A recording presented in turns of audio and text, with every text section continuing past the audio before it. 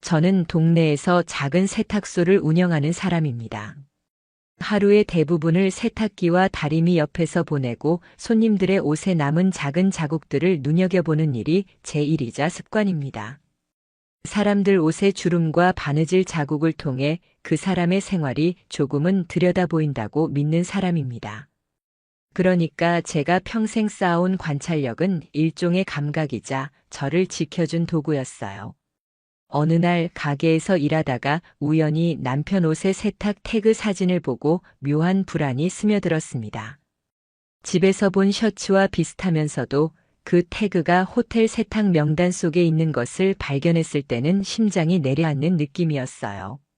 메일로 도착한 세탁 명단에는 남편의 이름 옆에 객실 1803이라는 숫자가 찍혀 있었고 같은 접수 내역에 여성 블라우스와 원피스도 함께 올라와 있었습니다. 그 순간까지도 저는 설마라는 마음을 붙들고 싶었어요. 하지만 자료는 차분하게 사실을 보여주고 있었습니다. 며칠 뒤 같은 원단의 향이 묻어있는 원피스를 손님이 맡기러 왔습니다. 비닐을 열자 익숙한 향이 코끝에 번졌고 라벨 안쪽에 수선 자국이 보였어요. 그 자수는 제가 예전에 남편 자켓의 안감을 임시로 꿰맸을 때 사용한 실과 닮아 있었습니다. 실색과 매듭 방향, 바늘이 지나간 규칙까지 제 손이 기억하는 방식과 일치했어요. 그 순간 제 안에서 퍼즐 조각들이 맞춰졌습니다. 제 바늘 자국이 다른 사람 옷 안감에 남아있다는 사실은 우연으로 설명하기 어려운 단서였습니다. 두려움과 분노가 교차했지만 저는 곧장 감정에 따라 행동하지 않기로 결심했습니다. 대신 작은 증거들을 체계적으로 모으기 시작했어요. 원피스 라벨 뒷면에 식별용 포스트잇을 붙여두고 작업실의 조명 아래서 태그와 스티치 디테일을 고해상도로 촬영했습니다. 사진을 찍는 동안 저는 제 손이 떨리는 것을 느꼈지만 그 떨림은 증거를 남겨야 한다는 냉정함으로 바뀌었습니다. 이건 단순한 불쾌감이 아니라 제 삶을 흔드는 사건을 문서로 만들어야 한다는 결심이었어요. 가게에서 주운 작은 영수증 하나도 제게는 중요한 조각이 되었습니다. 예전에 누군가 급히 나가면서 떨어뜨린 영수증을 챙겨두었는데 그 안에는 호텔 라운지 결제 내역과 시간이 찍혀 있었습니다. 영수증의 시간과 남편이 보낸 메시지 시간의 차이, 그리고 그 영수증의 발행처가 호텔 라운지라는 점은 제가 의심을 더 확신으로 바꾸는데 중요한 역할을 했습니다. 우연이라 하기엔 겹치는 점이 너무 많았습니다. 그래서 저는 더 이상 감정에만 의존하지 않기로 했습니다. 집에서의 관찰은 계속되었고 옷장 속 셔츠의 섬유구김, 옷걸이의 방향, 미세한 머리카락 한 올까지도 눈에 담았습니다. 집안의 작은 기호들, 옷의 배치나 자투리 메모의 필체, 모두 나중에 증거로 연결될 수 있는 단서가 될 수 있다는 걸 알고 있었기 때문입니다. 저는 감정을 증거로 바꿀 준비를 하고 있었습니다. 그날 밤 남편이 평소처럼 집에 들어왔습니다. 말 한마디 없이 TV를 켜고 무심하게 웃는 얼굴을 보고 있자니 그 웃음소리가 속에서 울렸습니다. 저는 말을 꺼내기보다 더 많은 것을 모으는 편이 낫다고 판단했습니다. 성급한 추궁은 증거를 무력화할 수 있으니까요. 저는 침묵을 택했고 그 침묵을 수집의 시간으로 전환했습니다. 이 시간 동안 저는 모든 가능성을 열어두고 작은 단서 하나도 놓치지 않으려 했습니다. 마지막으로 제 마음을 다잡았습니다. 이 일은 저 개인의 감정 싸움이 아니라 사실을 확인하는 과정이어야 한다고요. 그래서 저는 찍어둔 사진들을 정리하고 원피스의 수선 자국과 제 손의 바느질 방식이 일치한다는 확신을 담아 파일을 만들었습니다. 앞으로 어떤 말을 하든 감정이 아니라 문서와 이미지로 말할 수 있어야 한다고 생각했습니다. 그렇게 저는 첫 단계의 준비를 마쳤습니다. 다음 날 아침 평소보다 일찍 가게 문을 열었습니다. 셔터를 올리자 차가운 새벽 공기가 한동안 가게 안을 스쳤고 저는 손에 든 키로 카운터를 닦으며 머릿속에서 같은 문장을 되풀이했습니다. 호텔 1803 남편 여성 블라우스. 감정이 앞서면 망가진다. 저는 스스로에게 계속 다독였어요. 하지만 손은 떨렸고 가슴 한켠은 굳어 있었습니다. 그 떨림을 증거로 바꿔야 한다는 생각만이 제 머리를 채웠습니다. 저는 오늘 하루 단서 하나도 놓치지 않겠다고 마음먹고 일과를 시작했습니다. 가게 일을 시작한 뒤 곧장 호텔 수거 담당 기사에게 전화를 걸었습니다. 평소 거래가 있으니 자연스럽게 대화를 시작했죠. 저는 아무렇지 않은 톤으로 물었습니다. 지난주 금요일 1803호에서 온 세탁물 기억나세요? 잠깐의 침묵 뒤에 그는 기억을 더듬듯 말했습니다. 그 방 물량이 좀 많았어요. 남자 셔츠 몇 장, 여성 원피스 하나, 블라우스 2장 있었고 비닐에 향이 진하게 배어 있었어요. 저는 표정을 바꾸지 않으려 애쓰며 추가로 부탁했습니다. 혹시 그날 수거 사진 같은 거 있으면 보내주실 수 있나요? 내부 물류 확인하려고요. 기사는 습관처럼 현장 사진을 남긴다며 곧 사진을 보내주겠다고 했습니다. 사진이 도착하자 저는 모니터 앞에 숨을 죽였습니다. 사진에는 카트 위에 실린 흰 봉투가 보였고 멀리 라운지와 엘리베이터 직원들이 보였습니다. 인물은 흐릿했지만 봉투 모양과 주변 배치는 호텔 수거용 카트에 놓인 봉투와 일치했습니다. 저는 사진을 확대하고 축소하며 그 봉투의 모양, 스티커 자리, 카트 흔적 등을 꼼꼼히 비교했습니다. 인물의 얼굴은 확인되지 않았지만 그날의 동선과 물건 배치가 제가 가진 다른 단서들과 맞물리기 시작했습니다. 저는 그 사진을 파일로 보관하고 날짜 시간 메모를 바로 적어두었습니다. 오전 내내 저는 세탁 접수 장부와 지난 며칠간의 개인 수선 기록을 대조했습니다. 호텔 제휴 물량은 따로 표시해두는 우리 장부의 색깔과 개인 고객 쪽의 수선 내역을 하나씩 대조하자 의미 있는 패턴이 보이기 시작했어요. 제가 적어둔 메모 중 하나 향 강함, 비닐 추가가 하얀 봉투에서 풍겼던 향과 동일 계열이라는 점을 다시 확인했습니다. 작은 표현이었지만 반복되면 강력한 증거가 됩니다. 저는 그 메모들을 스캔해 법률 파일 폴더에 추가했습니다. 점심 무렵 평소처럼 수선 완료 문자를 보낼 때가 왔습니다. 저는 일부러 침착한 말투로 문자를 보냈습니다. 수선 완료되었습니다. 방문 가능하시면 찾아가 주세요. 발송 버튼을 누를 때 제 손가락은 굳어 있었지만 감정적 반응을 일으키지 않기 위해 최대한 평정심을 유지했습니다. 그 문자를 보낸 이유는 단순한 고객 응대가 아니라 그녀의 반응과 방문 시간을 통해 패턴을 더 확실히 보려는 계산된 행동이었습니다. 저는 나중에 방문 시간과 이동 경로가 남편의 동선과 겹치는지를 확인하려고 했습니다. 오후에는 가게에서 만날 수 있는 작은 증거들을 더 모았습니다. 같은 종류의 비닐, 접수표의 필체 패턴, 포장 방식의 미세한 차이까지 사진으로 남겼습니다. 또한 카운터에 있던 영수증과 포장용 스티커를 따로 보관해 두었고 누가 어떤 방식으로 포장했는지 기억해 두기 위해 당시 가게 안에 있던 직원의 이름과 근무 시간을 적었습니다. 이런 사소한 기록들이 쌓이면 같은 사람의 흔적을 만드는 데 도움이 됩니다. 저는 이것들을 모두 날짜별로 정리해 컴퓨터에 백업했습니다. 저녁이 되자 저는 제가 확인할 수 있었던 범위 내에서 남편의 평소 출퇴근 시간과 그 주의 휴대전화 위치 기록을 다시 한번 교차해 보았습니다. 명확한 일치가 보이면 좋겠지만 아직은 조각들이 완벽히 맞물리진 않았습니다. 그래서 저는 다음 행동을 준비했습니다.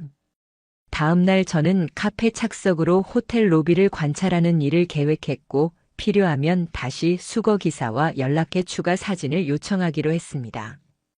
CCTV 확보 같은 민감한 자료는 변호사와 상의해 정식 절차로 진행할 생각이었고 그 전에 제가 현장에서 직접 확인할 수 있는 것들을 최대한 모아둘 생각이었습니다.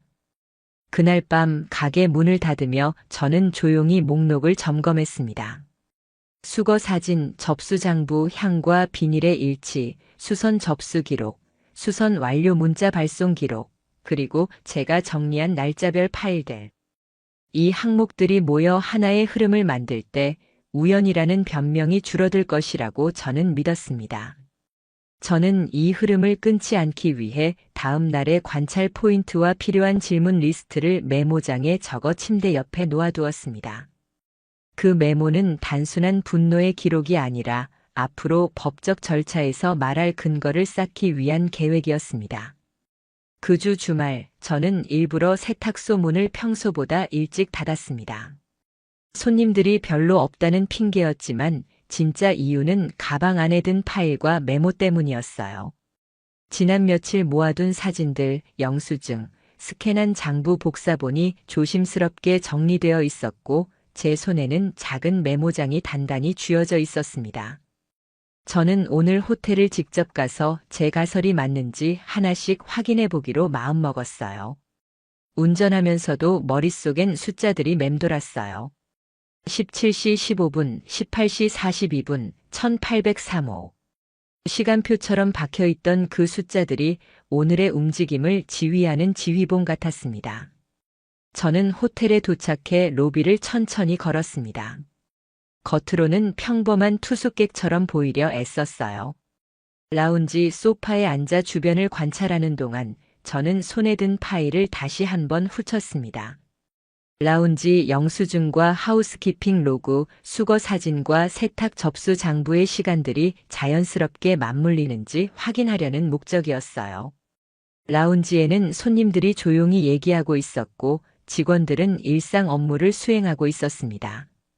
저는 테이블 위에 놓인 영수증을 슬쩍 확인하는 척하며 주변을 살폈고 라운지 바깥으로 오가는 직원들의 동선을 눈여겨봤습니다. 제가 눈여겨본 건 하우스키핑과 라운지의 시간 간격이었어요. 만약 객실에서 세탁을 맡긴 뒤 곧장 라운지로 내려왔고 라운지 결제 시각과 수거 기사 도착 시간이 일치한다면 그날의 동선은 자연스럽게 이어집니다. 저는 메모장에 라운지, 수거, 하우스키핑 순으로 연결되는지 적어두었습니다. 잠깐의 관찰 끝에 저는 하우스키핑 카운터 근처를 지나가는 직원에게 조심스럽게 말을 걸었습니다. 혹시 지난주 금요일 1803호 세탁물 수거 기록 확인할 수 있을까요? 저는 표정과 말투를 가볍게 유지했어요. 직원은 당황한 기색 없이 컴퓨터를 뒤져 담당자의 기록을 보여주었습니다.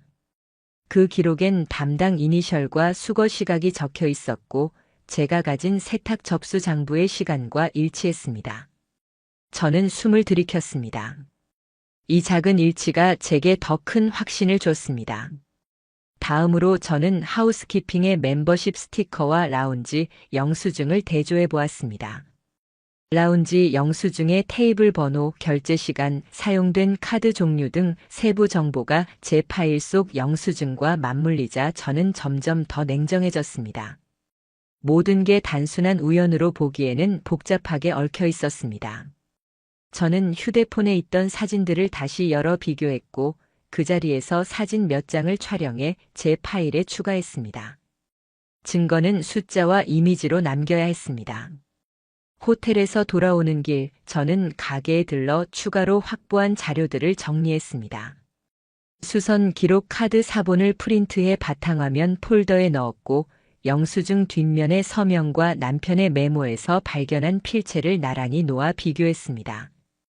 회계 시작과 끝, 글자의 기울기까지 세심히 살펴보았는데 닮은 점들이 눈에 보였습니다. 저는 잠시 숨이 멎는 것 같은 기분을 느꼈지만 곧 다시 자리로 돌아가 엑셀 파일을 열어 모든 항목을 시간순으로 정리했습니다. 감정은 칸에 넣고 사실만 채워 넣는 작업이었어요.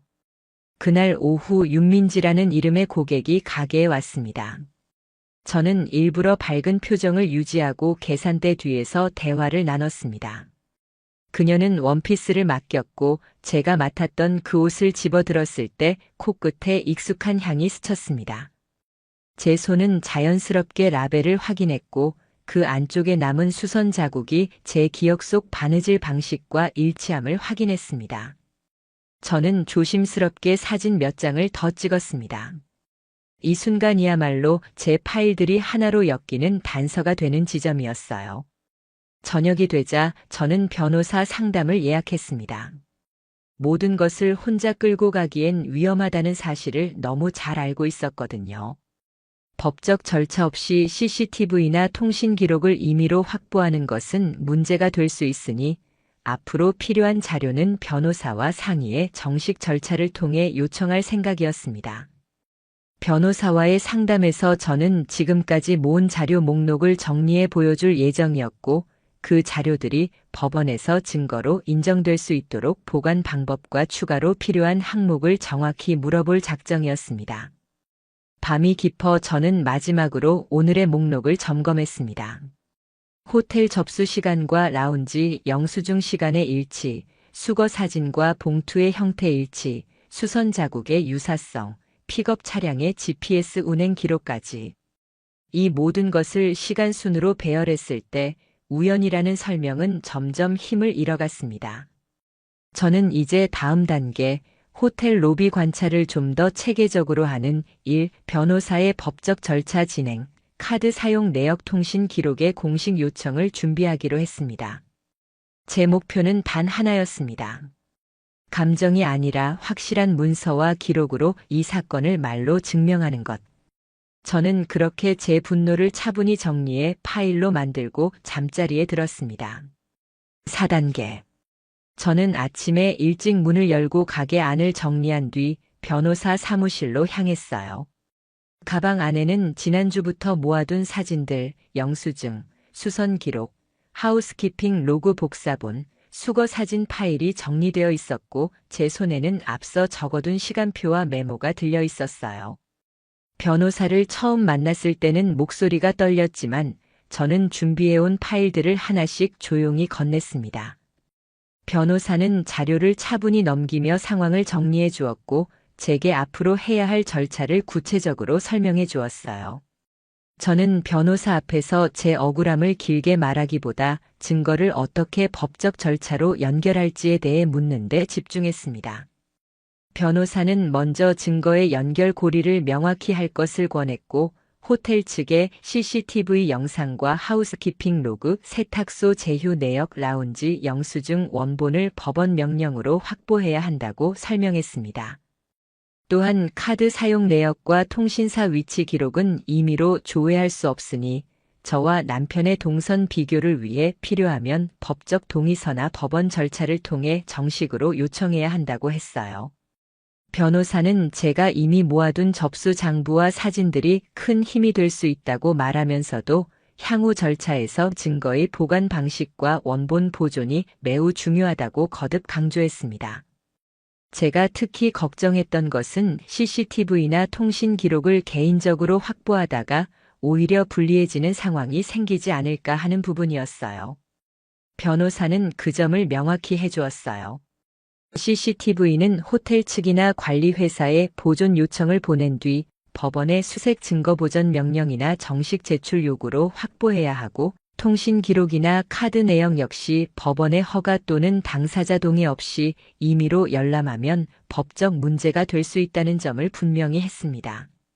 저는 변호사의 안내를 들으면서 지금까지 제가 해온 모든 수집 행위가 정당한 범위 안에서 이루어졌는지 다시 확인했고 앞으로는 변호사를 통해 절차를 밟기로 결심했어요. 그날 변호사와 함께 저는 몇 가지 서류에 서명했습니다. 우선 증거물 보존과 제출을 위해 변호사에게 제 사진 원본과 스캔 파일을 맡겼고 법적 절차 진행을 위한 기본 위임장과 연락처 확인서의 도장과 서명을 했어요. 변호사는 호텔에 정식으로 보존 요청을 보내고 하우스키핑 로그와 라운지 영수증의 원본 제출을 요구하기로 했습니다. 저는 마음속으로는 불안했지만 동시에 안도감도 느꼈어요. 지금까지 제 손으로 모은 것들이 변호사 손에서 법적 기능을 가지게 되는 순간이었기 때문이에요. 변호사는 또한 카드 사용 내역과 통신 위치 기록을 확보하는 방법을 설명해 주었습니다. 기본 원칙은 당사자 동의가 없으면 통상 조회가 불가능하므로 당사자 동의를 받아 제출받을 수 있다면 가장 간단하다고 했습니다. 만약 동의가 어렵다면 증거 보전이나 소송 과정에서 법원에 자료 제출 명령을 신청해야 한다고 했어요. 저는 마음속으로 남편과의 직접적인 대결을 아직 원치 않았기 때문에 우선 법적 절차를 통해 안전하게 증거를 확보하자고 결심했습니다. 변호사는 제가 준비해온 시간표와 영수증, 세탁 접수 기록이 카드 통신 자료와 잘 맞물리면 사건의 흐름을 입증하는 데 큰 도움이 될 것이라고 했어요. 집으로 돌아오는 길에 저는 가방 속 파일을 다시 한번 정리했습니다. 라운지 영수증의 결제 시간, 하우스키핑 로그의 수거 시간, 세탁소 접수 장부의 기록들, 그리고 저의 수선 자국 비교 사진까지. 이 모든 항목을 법적 문서로 제출할 때에는 원본과 복사본의 구분, 촬영 원본의 메타데이터 보존, 파일의 백업 위치 표기 등 작은 절차 하나하나가 중요하다는 걸 변호사에게 배웠습니다. 저는 집에 도착하자마자 노트북을 켜서 원본 파일을 안전한 외장하드와 클라우드에 각각 백업했고 각 파일마다 언제 어디서 찍었는지 메모를 붙여 보관했습니다. 이는 나중에 증거의 신빙성을 지키는 데 필요한 일이었어요. 며칠 뒤 변호사는 호텔 측에 보존 요청과 함께 공식 문서를 발송했다고 알려왔습니다. 호텔 측은 우선 해당 날짜의 하우스키핑 로그와 라운지, 영수증 원본을 보관하겠다는 회신을 보내왔고 CCTV 영상은 법적 요청이 있을 경우에만 제공 가능하다는 답변을 해왔다고 했어요. 변호사는 다음 단계로 법원에 증거보전 신청을 넣어 CCTV 원본 확보와 카드 통신 기록의 제출을 요청하자고 했습니다. 저는 변호사의 계획표를 보고 하나씩 체크박스를 채워 나갈 때마다 가슴 한구석이 묵직하게 가라앉는 것을 느꼈어요. 하지만 동시에 이제는 체계적으로 간다는 묘한 안정감도 함께 왔습니다. 그와 동시에 저는 가게에서의 일상도 계속해 나갔습니다. 손님 응대는 평소처럼 했고 그 속에서 새로운 단서가 있나 민감하게 관찰했어요. 윤민지가 다시 방문했을 때 저는 일부러 대화를 길게 이어가지 않았지만 그녀의 필체 포장 방식향의 종류 같은 사소한 습관들을 더 세심히 기록했습니다. 작은 습관들이 모이면 큰 연결고리가 될 수 있다는 것을 저는 이미 알고 있었어요. 변호사와의 절차가 진행되는 동안 저는 현장에서 제가 직접 통제할 수 있는 것들을 가능한 한 안전하게 더 모아두기로 했습니다. 하루는 변호사에게서 전화가 왔습니다. 법원에 제출할 증거 목록을 최종 정리할 준비가 되었으니 제가 증언할 진술서를 작성해 달라고 했습니다. 저는 집으로 돌아와 조용히 앉아 그동안의 일들을 시간 순서대로 글로 정리하기 시작했어요. 감정적인 표현은 최대한 자제하고 사실 위주로 언제 무엇을 보고 어떤 파일을 확보했는지, 어떤 대화를 나눴는지를 차분하게 적었습니다. 저는 그 글을 변호사에게 보내고 변호사는 그것을 바탕으로 진술서 초안을 만들어 법원 제출용으로 다듬을 것이라고 말해주었어요. 이렇게 한 줄 한 줄 정리할 때마다 저는 제 억울함을 조금씩 외형으로 바꾸어가는 기분이 들었습니다.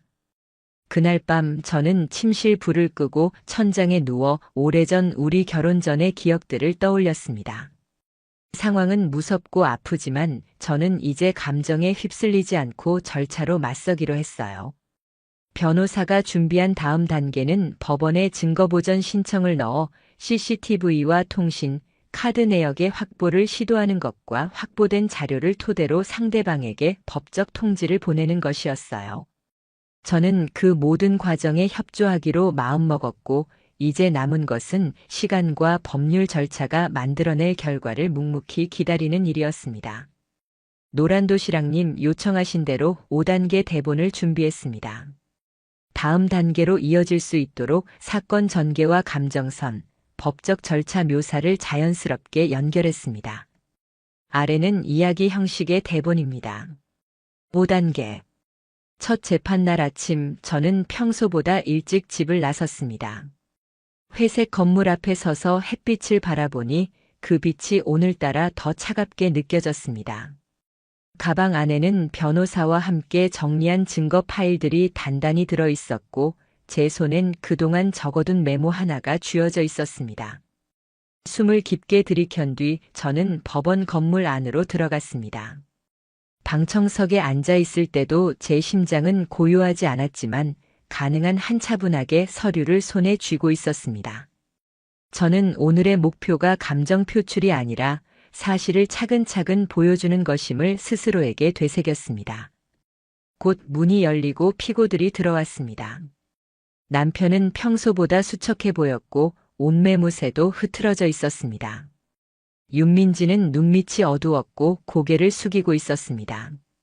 저는 그들을 똑바로 보지 않았습니다. 제 시선은 오직 변호사와 제출될 증거들, 그리고 판사석에 있었습니다. 재판이 시작되자 변호사들이 정리한 자료가 법정에 제출되기 시작했습니다. 제 변호사는 호텔 세탁 명단과 세탁소 접수 장부 라운지, 영수증, 하우스키핑 로그, 그리고 원피스 안쪽에 바느질 사진까지 하나씩 꺼내어 판사 앞에 놓았습니다. 자료가 탁자 위에 놓일 때마다 법정 안의 공기가 묵직해졌습니다. 판사는 서류를 천천히 훑어보더니 남편 측 변호사에게 질문을 던졌습니다. 이 객관적 자료들에 대해 반박할 점이 있습니까? 남편 측 변호사는 서류를 들추며 말을 이으려 했지만 이내 목소리가 흐려졌습니다. 그들은 호텔 방문 자체는 인정했으나 업무상 만남이었다고 주장했습니다. 그러나 제 변호사는 라운지 영수증의 카드 명의가 윤민지로 되어 있다는 추가 증빙을 내놓았습니다. 그 순간 남편의 얼굴이 창백해지는 것을 저는 보았습니다. 판사의 표정도 잠시 굳어졌습니다.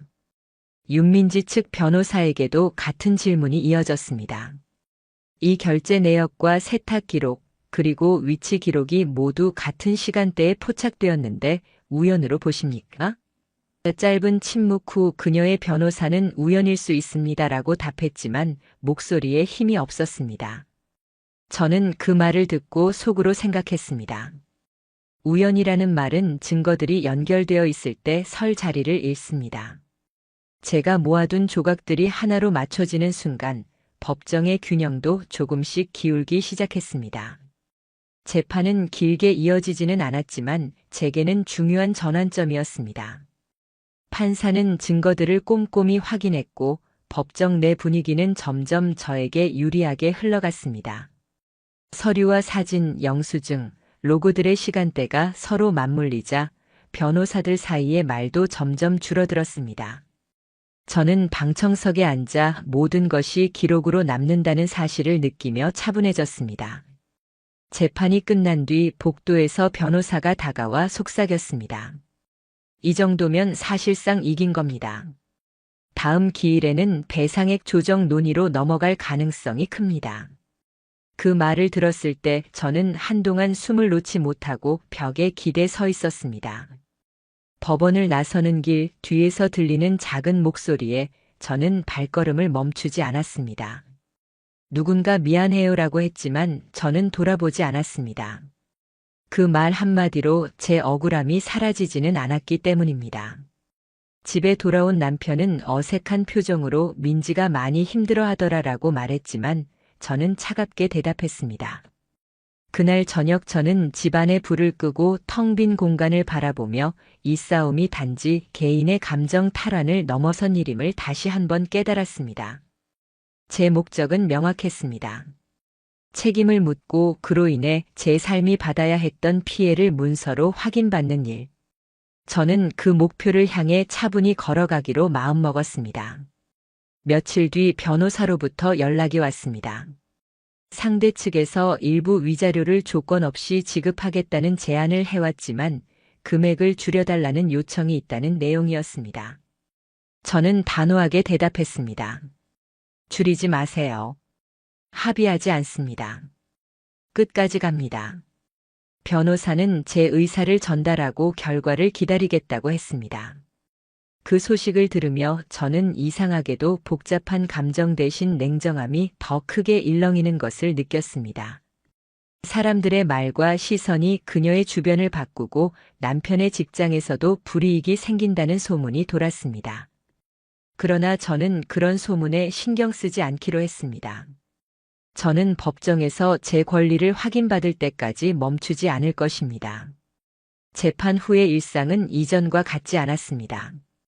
가게에서 손님을 응대하며 저는 주변의 시선을 의식하지 않으려 애썼고, 카운터 위에 향을 닦아내려는 습관은 이제 증거를 정리하는 일과 함께 제 생활의 일부가 되었습니다. 하지만 저는 분명히 알고 있었습니다. 오늘의 승리는 끝이 아니라 과정의 일부일 뿐이며 남은 절차와 최종 판결까지 제게 해야 할 일이 남아있다는 것을요. 저는 서류 더미를 다시 정리하며 다음 기일을 준비하기로 했습니다. 노란도시락님 6단계.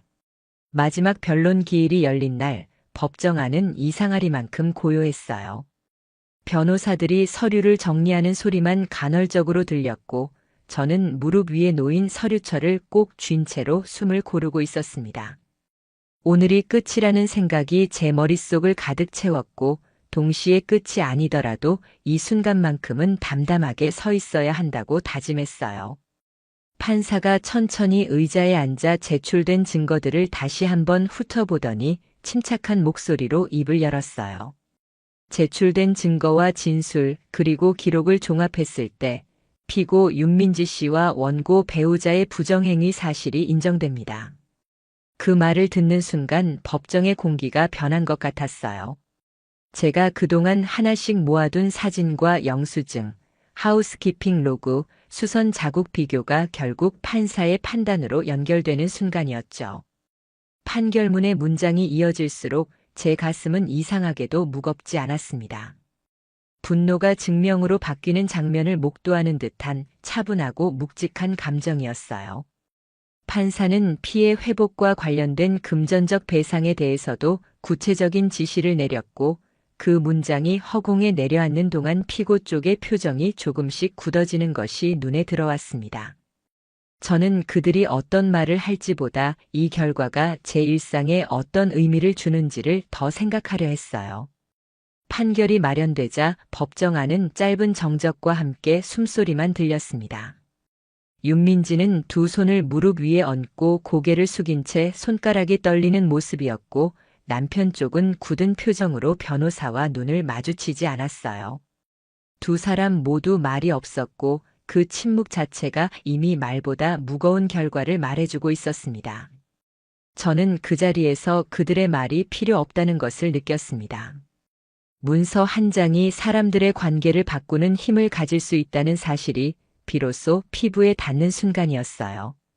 법원이 제시한 판결문을 받아들고 변호사가 옆에서 조용히 안내할 때 저는 긴장을 풀기보다는 차분히 숨을 고르며 다음 절차를 떠올렸습니다. 판결이 확정되면 집행 절차와 배상 이행 관련 단계가 남아있고 상대방이 항소를 할 가능성도 있지만 변호사는 그 가능성이 크지 않다고 했어요. 저는 앞으로 벌어질 과정까지 모두 예측해 두고 있었고 그 모든 것이 제 힘으로 이루어졌다는 사실에 묘한 안도감을 느꼈습니다. 법정을 나서는 길 복도 한쪽에서 누군가 작은 목소리로 미안해요라고 했지만 저는 멈추지 않았습니다. 그 말 한마디로 제 안의 상처가 사라지는 건 아니었고 저는 이미 이 문제를 문서와 절차로 해결하기로 선택했기 때문입니다. 집으로 돌아오던 발걸음은 가볍지 않았지만 확실히 다른 의미의 가벼움이 있었습니다. 무너졌던 일상이 서서히 제자리로 돌아올 것이라는 기대와 이제는 같은 일이 반복되지 않도록 기록과 절차를 믿을 수 있게 된 마음이 오랜만에 함께 섞여 있었어요. 그날 밤 저는 접수대 위에 놓인 증거 폴더들을 다시 한번 정리했습니다. 판결문 사본을 서랍에 넣고 모든 원본과 복사본의 위치를 표로 정리해 두었어요. 이건 단지 승리의 기록이 아니라 앞으로 혹시 있을지도 모를 추가 절차를 대비한 준비였죠. 저는 더 이상 감정에 따라 흔들리지 않기 위해 일상의 작은 루틴들을 되찾기로 했습니다. 이 과정은 끝이 아니라 정리의 시작이라는 생각이 들었어요. 법적 판결이 내려졌지만 제 안에는 복잡한 감정들이 여전히 남아 있었습니다. 통쾌함이나 복수심보다는 나는 내가 당한 일을 증거로 바꿔냈다는 실감이 더 컸습니다. 그리고 그 실감은 앞으로의 삶을 다시 설계하는 힘이 될 것이라는 믿음으로 바뀌었어요. 저는 천천히 숨을 고르고 셔터를 내리며 내일의 일상과 앞으로의 작은 목표들을 하나씩 떠올렸습니다. 오늘의 판결은 그 출발점이 될 거라고 저는 믿었습니다. 판결이 확정된 뒤 맞이한 첫 월요일 아침, 저는 평소처럼 세탁소 문을 여는 손이 조금 덜 떨리는 것을 느꼈어요. 집을 나서는 발걸음은 가볍지 않았지만 그 무게는 예전의 무기력함과는 달랐습니다. 이제 이 사건은 제 개인적인 분노만으로 끝나는 문제가 아니라 문서로 정리된 사실이 되었고, 저는 그 사실을 바탕으로 다시 삶을 설계해야 했어요. 판사는 제출된 증거들을 종합해 부정행위 사실을 인정했고, 그 말은 제 억울함이 공적인 판단으로 이어졌다는 뜻이었어요. 법원이 내린 결정이 제 손에 도착했을 때 저는 판결문을 한 장씩 넘기며 호흡을 조절했어요.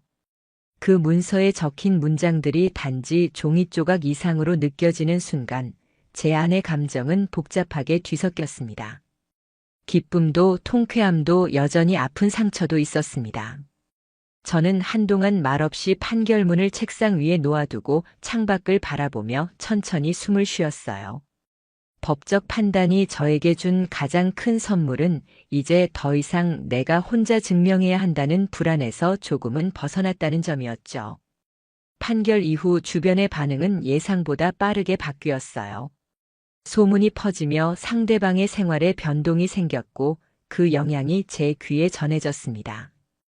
윤민지 씨가 다니던 곳에서 거래가 줄고 SNS를 비공개로 돌렸다는 이야기, 남편이 회사에서 불이익을 받았다는 얘기들이었어요. 저는 그런 소식들을 들으면서도 복잡한 감정 대신 담담함이 더 컸습니다. 이건 누군가를 망가뜨리려는 마음이 아니라 제 삶이 원래 있어야 할 자리로 돌아오는 과정이라고 느꼈기 때문이에요. 법적 절차가 끝난 뒤에도 실무적으로 해야 할 일들이 남아 있었습니다. 배상 이행을 위한 절차, 판결문 정리와 보관, 필요시 집행 신청 등 작은 행정들이었죠. 저는 변호사와 함께 판결문 사본과 원본을 정리하고 상대의 항소 여부나 이해 제기와 같은 앞으로의 가능성에 대비해 문서를 체계적으로 보관했습니다. 또한 세탁소의 운영을 예전처럼 단단히 지키기 위해 접수대와 파일 시스템을 더 깔끔하게 정돈했어요. 기록 하나하나가 제 삶을 지키는 도구라는 걸 이번에 다시 확인했기 때문입니다. 사람들의 시선이 완전히 사라지진 않았지만 저는 천천히 일상으로 돌아가는 법을 배워갔습니다. 아침에 손님 맞을 때 웃음을 연습했고 포장할 때는 더 정성스럽게 옷을 다뤘어요. 손님들과 짧게 나누는 잡담 속에서 저는 작은 위로를 받기도 했습니다. 어떤 손님은 정말 잘 버티셨어요 라고 말했고 어떤 이는 이제 편히 사세요 라며 응원의 말을 건넸습니다. 그런 말들이 제게는 판결문 이상의 위안이 되기도 했습니다. 동시에 저는 스스로를 돌보는 시간도 만들었어요. 긴장이 풀리자 미처 돌보지 못했던 신체와 마음의 피로가 올라왔거든요. 가까운 친구와 몇 번의 산책을 하고 밤에는 책을 조금씩 읽으며 생각을 정리했습니다. 누군가와 감정을 나누는 것 자체가 회복의 일부라는 것을 천천히 깨달아갔습니다. 또한 저는 이전보다 일에 더 집중할 수 있게 되었고 세탁소 운영 방식 중 개선할 점들을 하나씩 정리해 실무에 반영하기도 했어요. 어느 날 저는 접수대 위에 작은 문구를 붙였어요. 기록은 거짓을 이긴다라는 문장인데 손님들이 그 문구에 대해 물으면 저는 짧게 웃으며 설명했습니다. 이 문구는 단지 슬로건이 아니라 제가 이번 일을 통해 얻은 신념이었어요. 작은 태그 하나, 영수증 한 장, 사진 한 장이 결국 진실을 밝혀냈고 그 경험은 앞으로 제 생활과 일에 남을 교훈이 되었으니까요. 물론 모든 것이 완전히 회복된 것은 아니었습니다. 남편과의 관계는 이전과 같지 않았고 가끔은 과거의 장면들이 불현듯 떠오르며 숨이 막히기도 했습니다. 그럴 때 저는 문서와 절차로 증명해낸 사실들을 다시 들여다보며 왜 이 길을 걸었는지를 상기했습니다. 복수나 응징이 목적이 아니라 제 일상과 존엄을 회복하기 위한 선택이었다는 것을요. 시간이 지나며 상처는 점점 얇아졌고 그 자리에 차분한 결심과 현실적인 계획이 남았습니다. 마지막으로 저는 판결을 통해 얻은 안정감을 바탕으로 앞으로의 계획을 세웠습니다. 세탁소를 더 안전하게 운영하기 위한 고객 관리 시스템을 정비하고 만약 비슷한 일이 다른 누군가에게 일어난다면 기록의 중요성을 알리기 위해 작은 안내문을 준비하려고 했어요. 또한 법적 문서 보관과 증거 수집에 대한 체계적인 체크리스트를 만들어 저 자신뿐 아니라 주변 업계 사람들과도 공유할 생각을 했습니다. 이번 경험은 고통스러웠지만 그로 인해 저는 조금 더 강해졌고 그 힘을 일상에 쓸 준비가 되어 있었습니다. 밤이 되면 저는 가게 불을 끄고 의자에 앉아 잠시 전체를 둘러봅니다. 포장재와 다리미 접수 카드들 사이에서 저는 조용히 숨을 고르고 다시 내일의 일을 떠올립니다. 이 모든 과정이 끝났다고 말하긴 어렵지만 저는 이제 혼자가 아니라 문서와 절차 그리고 저 자신이 함께 서 있다는 사실을 알고 있어요. 그 사실이 제게는 충분한 위안이자 앞으로 나아갈 힘이 됩니다.